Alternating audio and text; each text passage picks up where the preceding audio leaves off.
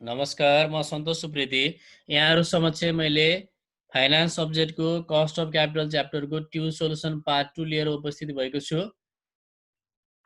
हामीले हाम्रो युट्युब च्यानलमा अपलोड गरेको भिडियोहरूको नोटिफिकेसन हजुरहरूले प्राप्त गर्न हाम्रो युट्युब च्यानललाई सब्स्क्राइब गरी नजिकै रहेको बेल आइकनमा क्लिक गर्नुहोला।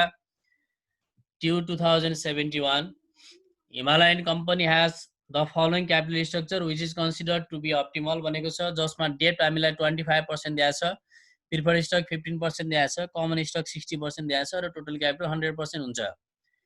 जति क्यापिटल कलेक्सन भएको छ त्यो क्यापिटल भनेको 100% हो। यसमा 25% डेट रहेछ, प्रिफर्ड स्टक 15% रहेछ र इक्विटी 60% रहेछ। अब हामीले डेटको वेट हो, यो weight of debt 25%, that means 0.25 दिएको हो।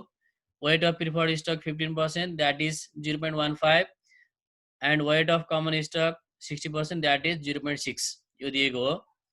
The company's tax rate is 40%, tax rate 40% छ। And the investor expect earning and dividend to grow at a constant rate of 9% in the future भनेको छ। हामीलाई ग्रोथ रेट कन्स्टेन्ट दिएको छ र 9% दिएको छ। The company paid dividend of ₹36 per share. Company paid dividend मात्र भनेको छ, पेड डिभिडेन्ड भनेको D0 हो। D0 हामीलाई 36 दियो, अर्थात् लास्ट इयरको डिभिडेन्ड भन्ने बुझ्नुपर्छ। एक्सपेक्टेड डिभिडेन्ड वा इयर इन डिभिडेन्ड भन्यो भने हामी D1 भन्छौँ। तर यसरी कम्पनी पेड डिभिडेन्ड मात्र भनेको छ भने D0 36 दियो। And it's stock currently sells at a price of ₹600। हामीलाई करेन्ट सेलिङ प्राइस दियो P0 600। These terms would to new security offering भनेको छ, नयाँ सेक्युरिटी अफर गर्दाखेरि यो टर्म युज हुन्छ भन्दा हामीलाई टर्म दिएको छ। जस्तै new common stock would have a flotation cost of 10% भनेको छ, नयाँ सेयरमा फ्लोटेसन कस्ट भनेको 10% लाग्छ भन्यो। हामीलाई P0 दिएको छ, यो P0 हामी इन्टरनल इक्विटीमा प्रयोग गर्छौँ भने एक्सटर्नल इक्विटीमा हामीले नेट प्रोसिड्स प्रयोग गर्नुपर्ने हुन्छ। नेट प्रोसिड्स निकाल्दा P0 मा फ्लोटेसन कस्ट घटाउनुपर्छ। त्यसैले फ्लोटेसन कस्ट चाहिँ 10% लाग्छ भनेको छ। यो 10% भनेको P0 को 10% हो। त्यसैले 600 P0 छ भने यसको 10% ले ₹60 हामीलाई फ्लोटेसन एमाउन्ट भयो। अब P0 बाट फ्लोटेसन एमाउन्ट घटाउँदाखेरि भनेको 600 बाट 10% ले 60 घटाउँदाखेरि बाँकी रह्यो 540, 540 बाँकी रह्यो। त्यो भनेको एनपी नेट प्रोसिड्स हो। त्यसै गरेर प्रिफर्ड स्टकको दिएको छ, new preferred stock could be sold to the public at a price of ₹100 per share. Selling price of preferred stock P0 दियो हामीलाई 100। त्यसै गरेर with a dividend of ₹11, preference dividend दियो 11। फ्लोटेसन कस्ट एमाउन्टमा दिएको छ ₹5, ₹5 दिएको छ। अब यसमा टाइम पिरियड दिएको छैन, त्यसैले यो पर्पेचुअल प्रिफर्ड स्टक भयो। पर्पेचुअल प्रिफर्ड स्टकको फर्मुला भनेको PD बाई, अब हामीलाई यहाँनिर फ्लोटेसन दिएको भएर एनपी, PD बाई एनपी भयो। PD 11 भयो भने एनपी भनेको 100 माइनस 5 गर्दा आएको 95। भनेपछि 11 लाई 95 ले भाग गर्दा जति आउँछ त्यो हाम्रो केपी हुन्छ। त्यसै गरेर डेप्ट could be sold at an annual interest rate of 12% भनेको छ। डेप्ट भनेको केडी, डेप्टको इन्ट्रेस्ट रेट भनेको केडी हो। केडी हामीलाई 12% दिएको रहेछ। अब answer find the component cost of डेप्ट, preferred stock, return earning and new common stock भनेको छ। हामीले कस्ट अफ डेप्ट निकाल्न पर्यो एउटा, अर्को कस्ट अफ प्रिफर्ड स्टक निकाल्न पर्यो र कस्ट अफ रिटर्न अर्निङ र न्यू कमन स्टक निकाल्न पर्यो। हामीले 4वटा कम्पोनेन्टहरू निकाल्न पर्यो यहाँ, केडिटी, केपी, केएस र केई, 4वटा। त्यसै गरेर calculate the weighted average cost of capital, हामीले weighted average cost of capital निकाल्न पर्यो। Assuming that common stock financing requirements are met by return earning रे। कमन स्टक फाइनेन्सिङ रिक्वायरमेन्ट्स जति छ भनेको कमन स्टकबाट पैसा जति कलेक्सन गर्नु पर्थ्यो त्यो सबै रिटर्न अर्निङबाट पुरा गर्ने भनेको छ। त्यसैले हामीले यहाँनिर WCC निकाल्दा एक्सटर्नल इक्विटी प्रयोग गर्नु पर्दैन, मात्र इक्विटीको ठाउँमा इक्विटी हामीसँग दुई प्रकारको हुन्छ। दुई प्रकारमा कुन गर्ने भन्ने कन्फ्युजन हुनसक्छ। क्वेसनले क्लियरली भनेको छ यहाँ रिटर्न अर्निङ प्रयोग गर्ने भनेर, त्यसैले हामी रिटर्न अर्निङ प्रयोग गर्छौँ। अब हाम्रो WCC को formula WD into KDT plus WP into KP plus WS into KS भयो। WS इन्टु KS चाहिँ रिटर्न अर्निङ प्रयोग गर्ने भनेको भएर त्यो राखेको हो। अब वेट अफ डेप्ट हामीलाई 0.25 दिएको थियो 25%, वेट अफ प्रिफर्ड स्टक 15% दिएको थियो 0.15, वेट अफ कमन स्टक 60% दिएको थियो 0.6, ट्याक्स रेट 40% 0.4 भयो। ग्रोथ रेट G 9% छ, यो कन्स्टेन्ट दिएको छ। लास्ट इयर डिभिडेन्ड भनेर लेखेको छ हामीले, डिभिडेन्ड पेड मात्र भनेको छ। Last year dividend D0 36, current selling price P0 600 flotation 10% use हुन्छ भनेको छ। त्यसैले सेलिङ प्राइस 600 हो भने यसको 10% भनेको 60 रुपिस चाहिँ फ्लोटेसन कस्ट भयो अर्थात् फ्लोटेसन एमाउन्ट भयो। अब यो P0 बाट यो फ्लोटेसन एमाउन्ट घटाएपछि आएकोलाई हामी नेट प्रोसिड्स भन्छौँ। त्यसैले 600 माइनस 60 गर्दा 540 चाहिँ नेट प्रोसिड्स भयो। अब प्रिफर्ड स्टकको लागि हामीलाई स्टक प्राइस दिएको थियो सेलिङ प्राइस हामीलाई 100 दिएको छ। यो पार भ्यालु दिएको थिएन, स्टकको पार भ्यालु जहिले पनि 100 हुने गर्छ, त्यही भएर हामीले 100 राख्यौँ। अनि प्रिफरेन्स डिभिडेन्ड PD 11 छ र फ्लोटेसन 5 रुपिस छ भनेपछि नेट प्रोसिड्स भनेको 100 माइनस 5 गरेर 95। हामीलाई यहाँनिर पार भ्यालुको आवश्यक भएको छैन, नराख्दा पनि हुन्छ। मात्र हामीलाई PD र NP चाहिएको। PD 11 छँदैछ, NP हाम्रो यो P0 माइनस फ्लोटेसन कस्ट गरेर हामीले NP निकालेको नेट प्रोसिड्स। अब हामीलाई डेब्टको कस्ट दिएको थियो, डेब्टको इन्ट्रेस्ट रेट दिएको थियो, डेब्टको इन्ट्रेस्ट रेटलाई हामी KD भन्छौँ 12%। अब हामीलाई एमा सोधेको थियो कम्पोनेन्ट कस्ट सबैको निकाल्ने। अब हामीले रिटर्न अर्निङको पनि निकाल्ने, एक्सटर्नल इक्विटीको निकाल्ने, KDT KP सबै निकाल्ने। KDT भनेको KD × 1 माइनस T, KD 12 दिएको थियो, ट्याक्स रेट हाम्रो 40% छ गर्दा 7.2% KDT भयो। KP भनेको यो पर्पेचुअल प्रिफर्ड स्टक हो, त्यसैले PD बाई NP गर्यो। यसमा टाइम पिरियड थिएन त्यसैले पर्पेचुअल भयो, पर्पेचुअलको PD बाई NP भयो। फ्लोटेसन दिएको भएर NP राखेको, फ्लोटेसन नदिएको भए P0 हुन्थ्यो। अब PD 11 फ्लोटेसन घटाएपछि बाँकी रहेको हाम्रो नेट प्रोसिड्स चाहिँ 95 भयो। यो गर्दा 11.58% चाहिँ हाम्रो KP भयो। अब हामीले इन्टरनल इक्विटीको कस्ट निकाल्नु पर्यो। इन्टरनल इक्विटीको कस्टलाई हामी KS भन्छौँ। KS भनेको D1 by P0 plus G, D1 भनेको D0 × 1 प्लस G हो।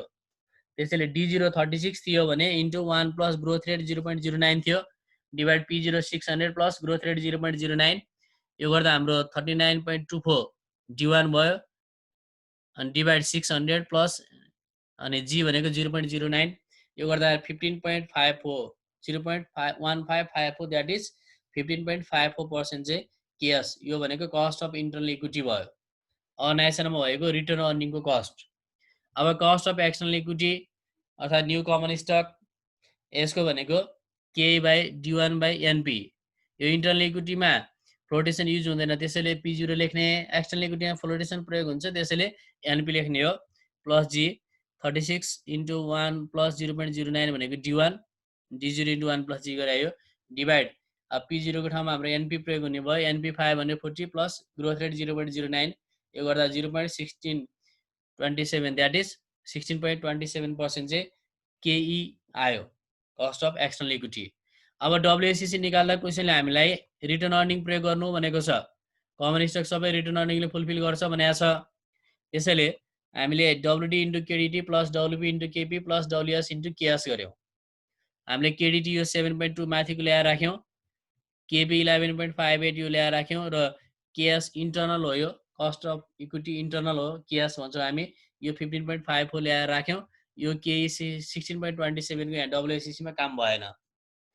अनि वेट हामीलाई 25%, 15% र 60% दिएको थियो क्वेसनमा, यो गर्दा 12.86% चाहिँ हाम्रो WACC आयो। त्यसै गरेर अब ट्यु 2070 छ। A firm has planned to raise the required fund from the following sources भनेको छ। हामीलाई बोन्डबाट क्यापिटल कलेक्सन भएको रहेछ, बोन्डलाई पारमा बिक्री गरेको छ र यसको कुपन रेट 10% छ। अब बोन्डलाई पारमा बिक्री गरेको छ भने कुपन रेट नै KD% हुने गर्छ। बोन्डलाई पारमा बिक्री गरेको छ भने B0 बराबर M भएको बेलामा कुपन रेट जति छ त्यति नै KD हुन्छ, त्यसैले यहाँ KD बराबर 10%। अनि प्रिफर्ड स्टकको कुरा, selling preferred stock at a par value of ₹100। Preferred स्टकलाई पार भ्यालुमा सेल्स गरेको रहेछ, त्यसैले पार भ्यालु जति छ भनेको पार भ्यालु 100 हो भने सेलिङ प्राइस पनि 100 हो। Selling preferred stock at par भ्यालुमा बिक्री गरेको रहेछ, त्यसैले यहाँ P0 र M बराबर छ भनेको सेलिङ प्राइसलाई P0 भन्छ भने पार भ्यालुलाई M भन्छौँ, यो दुईटा बराबर 100 विथ 10% कुपन रेट 10% दिएको छ। कुपन रेटबाट हामी डिभिडेन्डको एमाउन्ट निकाल्छौँ, प्रिफरेन्स डिभिडेन्ड। पार भ्यालु 100 हो भने 100 को 10% ले प्रिफरेन्स डिभिडेन्ड 10 रुपिस आयो। And a call price of ₹110, call price दियो 110 if the firm plans to call the issue in 5 years रे। Number of call period 5 years रहेछ। यो कलेबल प्रिफर्ड स्टक भयो। कलेबल प्रिफर्ड स्टक हो भने कलेबल प्रिफर्ड स्टकको फर्मुला प्रयोग गर्नु पर्यो केपी निकाल्दाखेरि। त्यसै गरी अर्को छ हाम्रो सेलिङ ₹100 पार भ्यालु कमन स्टक। ल 100 पार भ्यालु भएको कमन स्टकलाई 150 मा सेल गर्छ अरे भनेपछि पार भ्यालु एम बराबर 100, सेलिङ प्राइस चाहिँ 150, P0 बराबर 150 and paying ₹20 dividend. Dividend 20 rupees तिर्छ which is expected to be continued indefinitely भनेको छ। अब डिभिडेन्ड 20 रुपीस तिर्छ र यो सधैँ कन्टिन्यू हुन्छ भनेको छ। अब डिभिडेन्ड 20 तिर्यो र सधैँ कन्टिन्यू भयो भने सधैँ 20 मात्र तिर्दै गयो भने यो कन्स्टेन्ट ग्रोथ मोडल होइन, एकदम क्लियर हुने। यहाँनिर ग्रोथ नै भएको छैन। 20 रुपीस तिर्यो र सधैँ यही नै कन्टिन्यू हुन्छ भनेपछि 20 सधैँ 20 हुँदै गयो भनेपछि त्यहाँनिर ग्रोथ भएन। ग्रोथ नभएको कारणले ग्रोथ रेट 0 भयो। यो 0 ग्रोथ मोडलको फर्मुला हामी युज गर्छौँ यहाँ केएस निकाल्दाखेरि। यहाँनिर फ्लोटेसन दिएको छैन त्यसैले इन्टरनल इक्विटी हुने गर्छ र केएस निकाल्नु पर्ने हुन्छ। केएस निकाल्दाखेरि हामीले एकदम क्लियर हुनुपर्छ। यहाँनिर ग्रोथ रेट चाहिँ के छ त 0, त्यसैले 0 ग्रोथ मोडलको फर्मुला प्रयोग गर्छौँ। त्यो भनेको डिभिडेन्ड बाई P0। डिभिडेन्ड 20 छ र P0 150 छ, 20 डिभाइड 150 मात्र गर्ने, अरू केही गर्नु परेन। कम्प्युट the component cost of each source of financing भनेको छ हामीलाई 3वटा सोर्सहरू छ, बोन्ड, प्रिफर्ड स्टक र कमन स्टक। कमन स्टकमा हाम्रो फ्लोटेसन छैन त्यसैले इन्टरनल इक्विटीको प्रयोग गर्छौँ। अनि compute the weighted average cost of capital. अब डब्ल्युएससी निकाल्नु पर्यो। इफ द फर्म हेज 20% डेप्ट भनेको डब्ल्युडी 20% छ, 20% प्रिफर्ड स्टक, डब्ल्युपी 20% छ र ब्यालेन्स कमन स्टक, बाँकी चाहिँ कमन स्टक हुन्छ भनेको छ। डब्ल्युडी र डब्ल्युपी यो दुईटा जोड्दा 40% भयो भनेपछि बाँकी कति रह्यो त भन्दा 100 मा 40 गयो 60% बाँकी रह्यो। त्यसैले कमन स्टक चाहिँ 60% रहेछ। What are the assumption of cost of capital भनेको छ। कस्ट अफ क्यापिटलको मान्यताहरू के हुन्छ भनेको छ। यो हामीले बुक हेरेर थियोरिटिकल कन्सेप्टहरू लेख्न सक्छौँ, यसमा म गइनँ। अब cost of debt before tax KD 10% छ, preferred stock selling price P0 र पार भ्यालु बराबर छ 100, कुपन रेट 10% छ। हामीलाई प्रिफर्ड स्टकको कुपन रेट दिएको छ 10%। यो मैले cost of debt before tax KD 10% राखेको कारण अघि नै भनिसकेँ। यो एम र V0 बराबर भएको बेलामा कुपन रेट जति हुन्छ त्यति नै केडी % हुन्छ। योभन्दा पहिलाको भिडियोमा नि मैले यो कुरा भनेको थिएँ। प्रिफर्ड स्टकको पार भ्यालु र एम बराबर छ, तर यहाँनिर हामीलाई यो म्याच्युरिटी पिरियडसम्म होल्ड भएको स्टक होइन, त्यसैले यसको केही मान्यता हुँदैन। हामीले यहाँनिर कलेबल बोन्डको प्रयोग गर्नुपर्ने, कलेबल स्टकको फर्मुला प्रयोग गर्नुपर्ने हुन्छ। कलेबल स्टकमा चाहिँ त्यो रुल्स लागू हुँदैन। अब यहाँनिर कुपन रेट 10% दियो, preference dividend M into CR गरेर आउँछ, एम 100 सिआर 10%, त्यसैले प्रिफरेन्स डिभिडेन्ड 10 भयो। Call price 110, call period 5 years.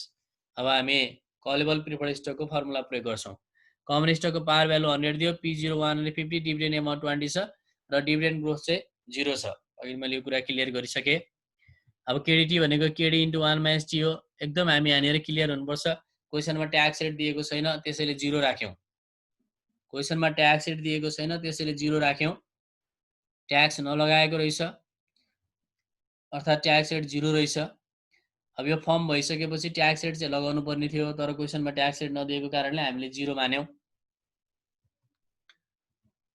अब केडिटी पनि हाम्रो 10% भयो, केडी इन्टु 1 - टी गर्दाखेरि। अब केपी यो भनेको कलेबल प्रिफर्ड स्टक हो। कलेबल प्रिफर्ड स्टकको P D plus C P minus P0 by N C divide C P plus 2P0 by 3 formula.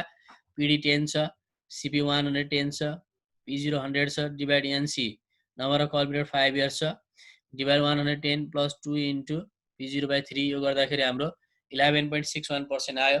KS हामीले निकाल्दैछौँ, यहाँ फ्लोटेसन कस्ट छैन त्यसैले केएसको प्रयोग हुन्छ। डिभिडेन्ड बाई P0 मात्र, डिभिडेन्ड 20, P0 150 गर्दा 13.33%।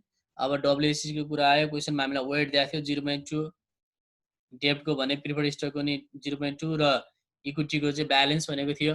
टोटल 100 हुन्छ अर्थात् 1 हुन्छ, 1 मा 0.2 र 0.2 घटाएपछि 0.6 बाँकी रह्यो। अब डब्ल्युएससी डब्ल्युडी इन्टु केडिटी, डब्ल्युपी इन्टु केपी र डब्ल्युएस इन्टु केएस। हामीले वेट ए माथिको राखेको छौँ, केडिटी यहाँ माथिबाट ल्यायौँ 10, केपी यहाँबाट ल्यायौँ 11.61 र केएस ले हामीलाई 13.33%, यो गर्दा 12.32% हाम्रो एन्सर आयो।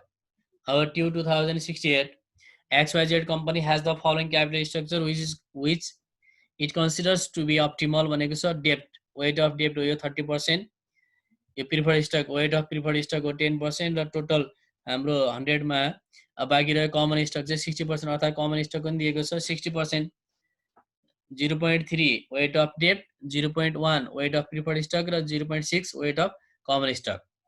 The company tax rate is 30%, tax rate 30% दिएको रहेछ 0.3, and the investor expected earning and dividend to grow at a rate of 8% in future, फ्युचरमा 8% ग्रोथ हुन्छ भनेपछि सधैँ यही हुन्छ भनेर बुझ्नु पर्यो। कन्स्टेन्ट ग्रोथ रेट हाम्रो 8% रहेछ।